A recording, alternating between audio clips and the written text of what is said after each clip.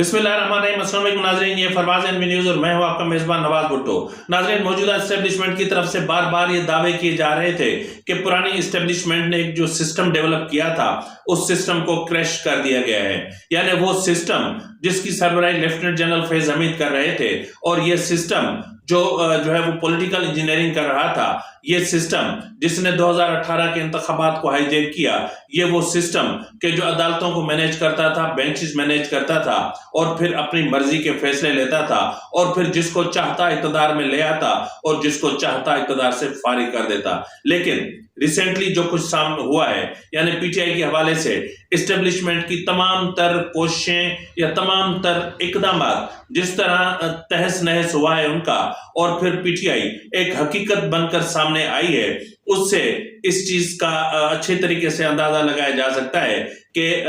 मौजूदा एस्टेब्लिशमेंट के तमाम तर दावे बेबुनियाद साबित हुए हैं। जी नाज़रीन, बात की जा रही है चकवाल जो है वो प्लान की, यानी छांगा मांगा प्लान सुना था, लंदन प्लान सुना था, अब चकवाल प्लान हम सुन रहे हैं। अब ये चकवाल प्लान क्या है, इसके खदोखाल क्या है, इसकी हकीकत क्या है, इस पर भी हम बात करेंगे। और बात करेंगे कि इमरान खान को बचाने के हवाले से उनके अहले खाना संजीदा किस्म के इक़दाम करने की बजाय पॉलिटिकल शोबदेबाजी क्यों कर रहे हैं, सियासी शोबदेबाजी की उन्हें क्या जरूरत है। लंदन और अमेरिका में जो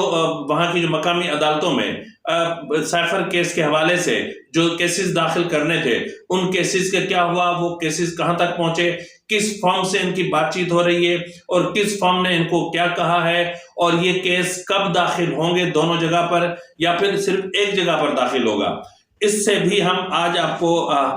यानी इससे भी हम आज पर्दा हटाएंगे और आपको हकीकत बताएंगे और फिर बताएंगे कि क्या जस्टिस काजी फायज ईसा यानी chief justice supreme court justice काजी फायज ईसा की वापसी तक क्या मुल्क यूं ही इंतशार का शिकार रहेगा, क्या यूं ही एक बार फिर इंतखाबात के इनेकाद का मामला हवा में लटकता हुआ दिखाई देगा, क्या हवा में मौलिक दिखाई देगा। आखिर इंतखाबात के मामले पर इतने इब्हाम क्यों पाए जा रहे हैं, ये अहम तरीन मामला है जिस पर भी हम बात करेंगे। और फिर बात करेंगे पेशावर हाई कोर्ट के जज जस्टिस कामरान हयात मियां खेल, यानी जिन्होंने गुज़िश्ता रोज पीटीआई के हक में एक बहुत बड़ा फैसला देकर एक बार फिर इंतखाबात के हवाले से कई इब्हाम पैदा कर दिए हैं। अब ये जस्टिस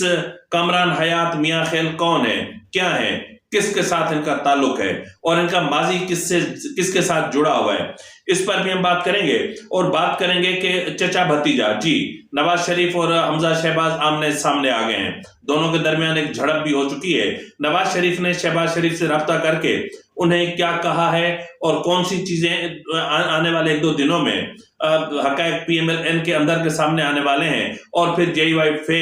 खैबर पख्तूनख्वा के अंदर भी इख्तलाफात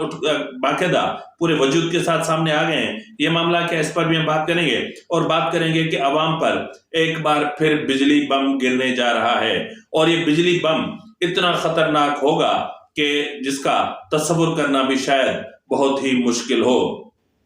नाज़रीन, इससे पहले कि हम दीगर खबरों की तफसीलात की तरफ जाएं, मेरी आपसे एक रिक्वेस्ट है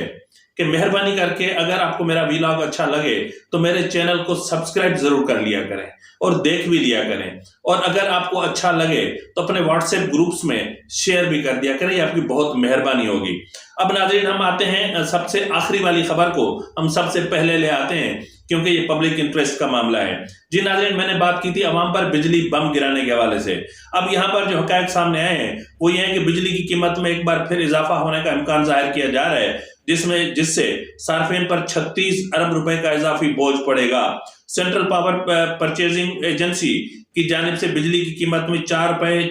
66 पैसे फी यूनिट इजाफे के लिए दरख्वास्त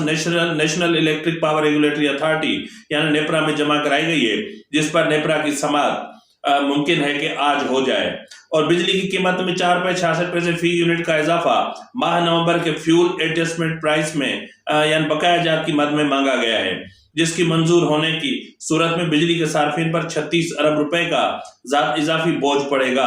अब नाज़रीन, इस वक्त जहां पेट्रोलियम मसनूआत की कीमतों में मुतवातिर कमी हो रही है, डीजल की कीमतों में मुतवातिर कमी हो रही है, हर चीज में कमी हो रही है, जहां डॉलर नीचे आ रहा है वहां बिजली नीचे आने की बजाय बिजली की कीमतें और ऊपर जा रही हैं। یعنی حیرت ہوتی ہے کہ اس وقت اگر ہم اعداد و شمار دیکھیں کہ ماہ نومبر کے دوران پانی سے بجلی کی پیداوار 36.5% رہی، نیوکلیئر سے بجلی کی پیداوار 20% سے زائد رہی، ایک ماہ کے دوران مقامی کوئلے سے بجلی کی پیداوار 13% رہی، اب نومبر میں درآمدی کوئلے سے بجلی کی پیداوار 6% سے زائد رہی۔ اب یہ وہ اعداد و شمار ہیں کہ اب تناسب تو ذرا چیک کریں۔ تو مسئلہ یہ ہے کہ جب پیٹرولیم مصنوعات کی قیمتوں میں اضافہ ہوتا ہے اس وقت آپ بڑھا لو تو بات سمجھ میں بھی آتی ہے، لیکن اب اس طرح تو نہیں ہوگا نا۔ لیکن ہر بار، ہر مہینے، ہر 15 دن کے بعد آپ اس طرح کرتے جائیں گے تو پھر آپ کا معاملہ کیسے ہوگا، کس طرح ہوگا؟ تو بہرحال بہت سارے سوال ہیں، اس پر تو ہم خیر بات کریں گے۔ اب جہاں تک ہمارا فرض ہے ہم چیخیں گے، چلائیں گے، عوام کی صدا حکمرانوں تک پہنچائیں گے، لیکن جب حکمرانوں نے ہی کانوں میں روئی ٹھونس کے اور پھر ان میں تیل ڈال دیا ہوگا تو پھر ہماری تو کیا، شاید کسی کی بھی صدا ان تک نہیں پہنچے گی۔ اس کے علاوہ ناظرین بات کرتے ہیں جو اپنا جسٹس کامران حیات میاں خیل، یہ جی اسلام آباد اپنا پشاور ہائی کورٹ کے اپنا ایک جج ہیں، جسٹس صاحب ہیں، اور گزشتہ روز آپ کو پتہ ہے کہ پی ٹی آئی کی طرف سے ایک درخواست دائر کی گئی تھی، اور یہ درخواست دائر کی گئی تھی الیکشن کمیشن کے فیصلے کے خلاف۔ اب الیکشن کمیشن نے انٹرا پارٹی الیکشن کے حوالے سے فیصلہ سناتے ہوئے انتخابات کو کالعدم قرار دے دیا تھا، اور ان کا جو انتخابی نشان تھا بلا وہ واپس لے لیا تھا، اور اس کے حوالے سے پی ٹی آئی گومگو کی شکار تھی کہ ہم سپریم کورٹ میں جائیں یا ہائی کورٹ میں جائیں۔ تاہم پشاور ہائی کورٹ میں درخواست دائر کر دی گئی، اور یہ توقع بھی ظاہر کی جا رہی تھی کہ لے دے کے یا تو درخواست لاہور ہائی کورٹ جائے گی، لیکن چونکہ پچھلی مرتبہ سپریم کورٹ میں جو کچھ ہوا تھا اس کی وجہ سے لاہور ہائی کورٹ میں شاید اب اتنی وہ نہیں رہی کہ سپریم کورٹ سے ٹکرا جائے، تاہم انہوں نے پشاور ہائی کورٹ کا انتخاب کیا۔ تو بہرحال درخواست دائر بھی ہوئی، درخواست فائنل بھی ہوئی، اعتراضات بھی کوئی نہیں لگے، بینچ بھی بن گیا، اور وہ سنگل رکنی بینچ تھا، اور وہ تھا پی ٹی آئی اپنا جسٹس کامران حیات میاں خیل پر مشتمل۔ اب انہوں نے سماعت بھی کر لی اور پھر فیصلہ بھی جو ہے وہ سنا دیا، یعنی حکم امتناع دے دیا، اور الیکشن کمیشن سے کہا کہ ان کا بھلے کا نشان بحال کیا جائے، اور ان کے جو انٹرا پارٹی الیکشن ہے ان کے حوالے سے سرٹیفکیٹ جاری کر دیا جائے، اور اس کے بعد جو 2 رکنی بینچ تشکیل پائے گا وہ ڈیسائیڈ کرے گا حتمی طور پر کہ کیا ہونا ہے۔ حتمی باقی بچا ہے کیا آپ نے میاں خیل صاحب؟ اب سب کچھ تو آپ نے کر دیا۔ ظاہر ہے عشق پرانے ہوں تو پھر یہ چیزیں ہوتی ہیں، اور بالکل ہونی بھی چاہیے۔ اب ناظرین یہ کیا ہے جسٹس کامران حیات مندو خیل صاحب کیا ہے؟ اس پر ہم ذرا جو ہے وہ تھوڑی سی تحقیق کی ہے، یا جو ادھر ادھر سے سن سکے ہیں اس کے حوالے سے بات کرتے ہیں، لیکن سب سے پہلے جو ہم بات کرنا چاہیں گے وہ یہ ہے کہ جسٹس کامران حیات مندو خیل کا ایک رشتہ دار ہے شعیب ناصر، جو پی ٹی آئی کی ٹکٹ سے انتخابات لڑنا چاہ رہے ہیں، میرے خیال میں ڈیرہ اسماعیل خان یا ڈیرہ غازی خان سے۔ اب ظاہر ہے کہ ان کو انتخاب لڑنا ہے پی ٹی آئی سے، اور پی ٹی آئی کے لیے بلا ہونا ضروری ہے، اور بلے کا کیس آ گیا ان کے رشتہ دار کے پاس، یعنی چچا زاد ہیں، ماموزاد ہیں۔ اب ظاہر ہے کہ پھر فیصلہ تو اس طریقے سے ہی آنا تھا۔ ایک تو جو اس کا معاملہ ہے وہ یہ ہے، اور دوسرا یہ ہے کہ اپنا جسٹس کامران حیات مندو خیل صاحب تقریباً 2013 سے لے کر میرے خیال میں ریسنٹلی جو حکومت ان کی گئی ہے پی ٹی آئی کی، تب تک یہ پی ٹی آئی کی ہی طرف سے یہ جو اپنا additional advocate general Khyber Pakhtunkhwa تھے، اور ان کو عمران خان یعنی پی ٹی آئی کی حکومت نے ہی ایڈیشنل ایڈوکیٹ جنرل تعینات کیا تھا، اور پھر انہی کی ریکمنڈیشن پر انہیں اسے اپنا پشاور ہائی کورٹ کا جج بھی بنا دیا گیا۔ اب اس کے علاوہ جو اہم ترین بات آئی ہے وہ یہ ہے کہ اس کے حوالے سے جو ایک یاد ہوگا آپ کو، ایک کیس تھا شاہد حیات ایک ایس ایس پی تھے، یہ ہے اپنا 20 سپٹمبر 1996 3 تلوار کے قریب 70 کلفٹن کے بیچ میں مین سڑک پر اس وقت کی وزیر اعظم شہید محترمہ بینظیر بھٹو کے بھائی، سابق وزیر اعظم کے بیٹے اور سابق خاتون اول کے فرزند میر مرزا بھٹو کو بڑی بے دردی سے شہید کر دیا گیا تھا۔ اب یہ جو شہادت کا معاملہ تھا اس وقت جو سامنے آیا، تو یہ شخص جو ہے یہ اس کے یا تو میرے خیال میں بھانجے ہیں یا بھتیجے ہیں شاہد حیات کے. شاہد حیات پھر اپنا میرے خیال میں ایڈیشنل آئی جی ہو کے ریٹائر ہوئے تھے. اور پھر آپ کو پتا ہے کہ بھٹو خاندان کے خون میں ایک چیز ہے کہ ان کے قاتل اتنی آسانی عزت کی موت نہیں مرتے. تو بہرحال شاہد حیات ذلت کی موت مرے, کینسر جیسے موذی مرض میں مبتلا ہو کر مرے اور بہت برے مرے. اب بہرحال زندگی موت تو اللہ کے ہاتھ میں ہے, زندگی موت آنی جانی ہے, جو آیا ہے اس نے جانا بھی ہے, اور ظاہر ہے یہ زندگی اور موت کا چکر بھی چل رہا ہے. لیکن کہتے ہیں کہ یہ دنیا آخرت کی کھیتی ہے, لیکن کچھ نہ کچھ آپ کو یہیں بھی کاٹنا پڑتا ہے. اس کے علاوہ ناظرین یہ جو صاحب ہیں یہ مظہر عالم میاں خیل کے بھانجے ہیں یا پھر بھتیجے بھی ہیں. جسٹس مظہر عالم میاں خیل جو سپریم کورٹ کے جج تھے,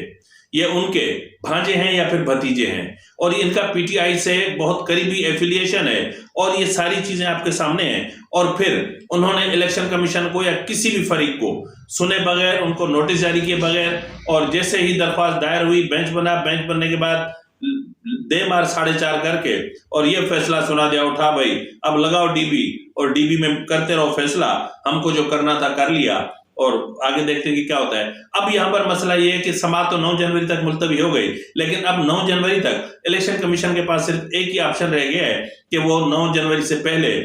سپریم کورٹ میں اپیل میں چلی جائے, کیونکہ اب رائٹ آف اپیل جو ہے وہ الیکشن کمیشن کو مل چکا ہے. اور اب دیکھتے ہیں کہ کیا ہوتا ہے. ناظرین, توہین الیکشن کمیشن کے حوالے سے آج عمران خان اور فواد چودھری کے خلاف فرد جرم عائد ہوگی, اور یہ کاروائی اڈیالہ جیل میں کی جائے گی. اب اس میں دیکھتے ہیں کہ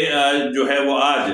فرد جرم عائد ہوتی ہے یا پھر ہمیشہ کی طرح عمران خان کے وکلاء تاخیری حربے استعمال کر کے اور پھر اس معاملے کو لٹکانے کی کوشش کرتے ہیں. ناظرین, جس طرح میں نے بات کی کہ عمران خان کے معاملے کو یا عمران خان کے خلاف جس طرح کے سیریس ایلیگیشنز لگائے جا رہے ہیں, اس کے حوالے سے عمران خان کو بچانے کے لیے سنجیدہ اقدامات کی بجائے پولیٹیکل شعبدے بازی کیوں کی جا رہی ہے, کیوں اس طرح ہو رہا ہے. علیمہ خان صاحبہ, علیمہ باجی صاحبہ, وہ بار بار آتی ہیں اڈیالہ جیل, پھر باہر بولتی ہیں کہ ڈونلڈ لیول کے خلاف ہم یہ کر رہے ہیں, امریکہ میں یہ ہو رہا ہے, لندن میں وہ ہو رہا ہے. تو بہرحال جیو نیوز کے لندن میں ایک سینئر کورسپونڈنٹ ہے مرتضیٰ علی شاہ. مرتضیٰ علی شاہ نے ایک اسٹوری بریک کی ہے. اب مرتضیٰ علی شاہ کا کہنا ہے کہ سابق وزیر اعظم عمران خان کی بہن علیمہ خان نے اعلان کیا ہے کہ عمران خان کو انصاف دلانے کے لیے عمران خان کے بیٹوں کی جانب سے برطانیہ میں اور امریکی سفارتکار ڈونلڈ لو کے خلاف امریکہ میں مقدمات چلائے جائیں گے. لیکن مقامی Pakistani Tehreek Insaf P T I کے ابھی تک ایسے مقامی طور پر کسی بھی پیش رفت کے بارے میں کوئی بھی علم نہیں ہے. یعنی پی ٹی آئی کی جو مقامی قیادت ہے وہ چاہے واشنگٹن کی ہو یا وہ چاہے لندن کی ہو, ان کو پتہ ہی نہیں ہے کہ ہم نے کرنا کیا ہے. اب آگے کہہ رہے ہیں کہ جی دا نیوز کے مطابق برطانیہ میں Pakistan Tehreek Insaf P T I کے 3 معتبر افراد سے بات کی, جنہوں نے تصدیق کی کہ انہیں اس بات کا کوئی علم نہیں اور وہ نہیں جانتے کہ آیا عمران خان کے بیٹے سلمان خان اور Qasim Khan London high court میں مقدمہ دائر کرنے جا رہے ہیں, اور مدعا علیہ یا مدعا علیہان کون ہوگا, یعنی کمپلیننٹ کون ہوگا, ٹھیک ہے نا, یہ ابھی تک کوئی پتہ نہیں ہے. اور جمائمہ خان نے پاکستان کی موجودہ سیاسی صورتحال پر عوامی طور پر کوئی تبصرہ نہیں کیا, لیکن ان کے قریبی ذرائع نے تصدیق کی ہے کہ انہیں برطانیہ میں کسی بھی کیس کے بارے میں ابھی تک کوئی علم نہیں ہے, اور ذرائع نے کہا ہے کہ وہ اب تک ایسی کسی کوشش کا حصہ نہیں ہیں. تو جمائمہ خان کی طرف سے بھی انکار آ گیا, سلمان اور قاسم کی طرف سے بھی آ گیا انکار, پی ٹی آئی لندن کی طرف سے بھی انکار آ گیا, پی ٹی آئی واشنگٹن یا امریکہ کی طرف سے بھی انکار آ گیا. اب کر لو جو کرنا ہے. کمال ہوتا ہے نا. اور دیکھیں یہ دنیا اس وقت گلوبل ولیج بن چکی ہے. اب کوئی بھی قدم اٹھاتے ہیں, کوئی بھی بات کرتے ہیں, کہیں کچھ بھی کرتے ہیں, یہ بات چھپتی نہیں ہے. آپ اس کو ایک پریشر ٹیکنک کے طور پر یوز کر کے کیا حاصل کرنا چاہیں. کیا حقیقت اس وقت دنیا کا پی ٹی آئی کی حقیقت سے آگاہ نہیں ہے, کوئی نہیں جانتا کہ کیا ہو رہا ہے. کیا ان حقائق سے ہم بے خبر ہیں کہ پی ٹی آئی اس حوالے سے اگر کیس کرنا بھی چاہے تو نہیں کر سکے گی, کیونکہ ان کے پاس ٹیکنیکل گراؤنڈ نہیں ہے. سائفر کیس کے حوالے سے ٹیکنیکل گراؤنڈ نہیں ہے. یہاں تک کہ انٹرنیشنل کورٹ آف جسٹس میں جانے کے لیے بھی ان کے پاس گراؤنڈ نہیں ہے، کوئی گراؤنڈ نہیں ہے، ابھی دلی دور است۔ دیکھتے ہیں آگے کیا ہوتا ہے، کس طرح ہوتا ہے، اور حیرت تو ہوتی ہے کبھی کبھی کہ ایسا کیوں ہو رہا ہے۔ اب ناظرین آتے ہیں ہم کہ میں جنرل فیض حمید پر آتا ہوں۔ اب ناظرین ہم آتے ہیں نواز شریف اور شہباز شریف کے حوالے سے، اپنا حمزہ شہباز کے حوالے سے۔ ناظرین گزشتہ روز ان کی کوئی بیٹھک تھی اور اس بیٹھک میں ٹکٹوں کی تقسیم کے معاملات زیر غور تھے، اور اس میں حمزہ شہباز نے سخت رد عمل دیا۔ انہوں نے کہا کہ جن لوگوں نے، جن کارکنوں نے، جن رہنماؤں نے برے وقت میں پی ایم ایل این کا ساتھ دیا، پی ایم ایل این کے ساتھ کھڑے رہے، مارے کھاتے رہے، عدالتوں کے دھکے کھاتے رہے، سزائیں سنتے رہے، جیلوں میں رہے، ہر طرح کا تشدد، ہر طرح کا پریشر برداشت کرتے رہے، آج جب ان کے ٹکٹ دینے کی باری آئی ہے، آج جب ان کے ساتھ وفا کرنے کی باری آئی ہے، تو پھر انہیں چھوڑ کر ہم ان کو ٹکٹس کیوں دے رہے جن کو آئے ہوئے جمعہ 8 دن بھی نہیں ہوئے؟ تو بہرحال اس حوالے سے اچھی خاصی لیدے ہوئی، اور اس کے بعد یہ بھی اطلاعات موصول ہوئی ہیں کہ نواز شریف کی طرف سے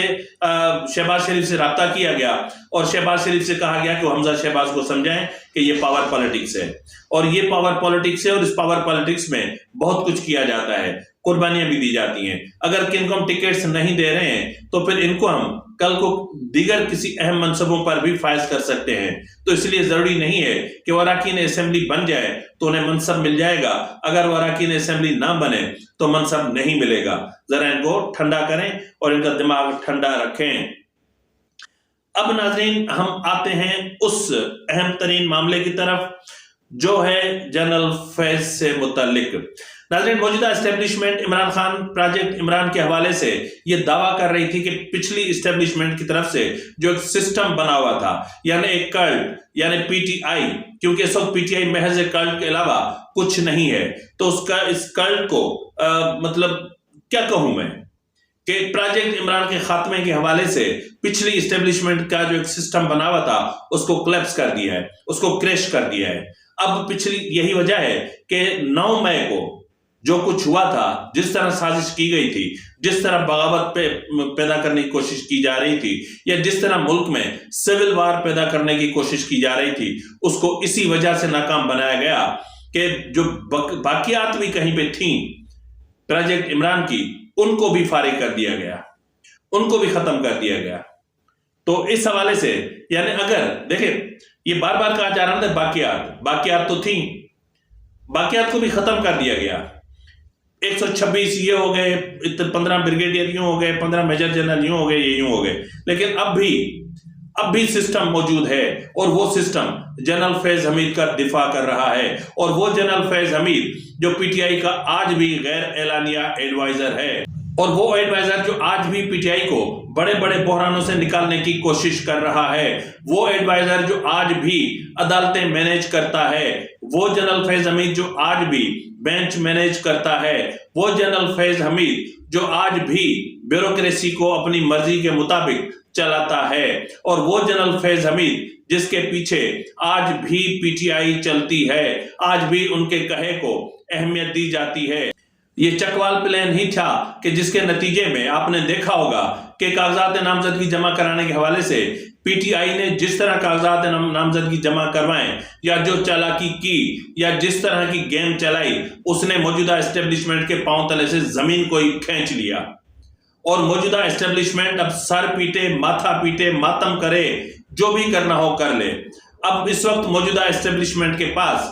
یا تو ایک طریقہ ہے کہ جنرل فیض حمید کو گرفتار کرے، ان کا فیلڈ کورٹ مارشل کرے، 9 مئی میں فیلڈ کورٹ مارشل کرے، یا پھر جنرل فیض حمید کے خلاف کوئی ایسی کارروائی کی جائے، کرپشن کے حوالے سے کارروائی کی جائے، یا پھر ان کی سرپرستی ترک کی جائے، تاکہ ٹاپ سٹی کیس میں اور شوکت عزیز صدیقی کیس میں اور فیض آباد دھرنا کیس میں جنرل فیض حمید کے خلاف گہرا تنگ ہو سکے، یا پھر ٹوٹلی سرنڈر کر دے جنرل فیض حمید کے روبرو۔ موجودہ اسٹیبلشمنٹ کو چاہیے کہ سرنڈر کر دے، کیونکہ اس کے علاوہ اور کوئی راستہ، کوئی جگہ نہیں بچتی۔ تو ایسی صورتحال میں اب ہم کہاں کھڑے ہوئے ہیں؟ یہ ہماری اسٹیبلشمنٹ کہاں کھڑی ہوئی ہے؟ اب اسٹیبلشمنٹ کے پاس جو ماتر یعنی صرف ایک جو راستہ بچتا ہے، وہ صرف ایک یہ ہے کہ اب وہ انتخابات کو ہی ڈاواڈول کر دے اور پھر ملک میں ایمرجنسی نافذ کر دے۔ کیونکہ چیف جسٹس قاضی فائز عیسیٰ کی واپسی تک پاکستان میں یوں ہی انتشار برپا رہے گا، کیونکہ موجودہ جو جوڈیشل سسٹم ہے یا جو سپریم کورٹ ہے وہ متحمل تو ہے، سینئر ججز ہیں اور تجربہ کار ججز ہیں، وہ چاہیں تو اس ساری صورتحال کو، ان ابہام کو، یہ جو ابہام پائے جا رہے ہیں یا جو غلط فہمیاں بڑھ رہی ہیں یا جو شکوک و شبہات پیدا ہو رہے ہیں، یہ ابہامات I don't know میں کیا کہہ گیا I'm sorry، تو یہ جو شکوک و شبہات پائے جا رہے ہیں ان کو ختم کرے، یہ جو ایک غیر یقینی کی صورتحال جنم لے رہی ہے اور پھر مضبوط ہو رہی ہے اس کو ختم کرے، کہیں ایسا نہ ہو کہ کل بہت دیر ہو جائے۔ فی الوقت کے لیے اتنا ہی، ملتے ہیں اگلے پروگرام میں، تب تک اجازت دیجیے، فی امان اللہ۔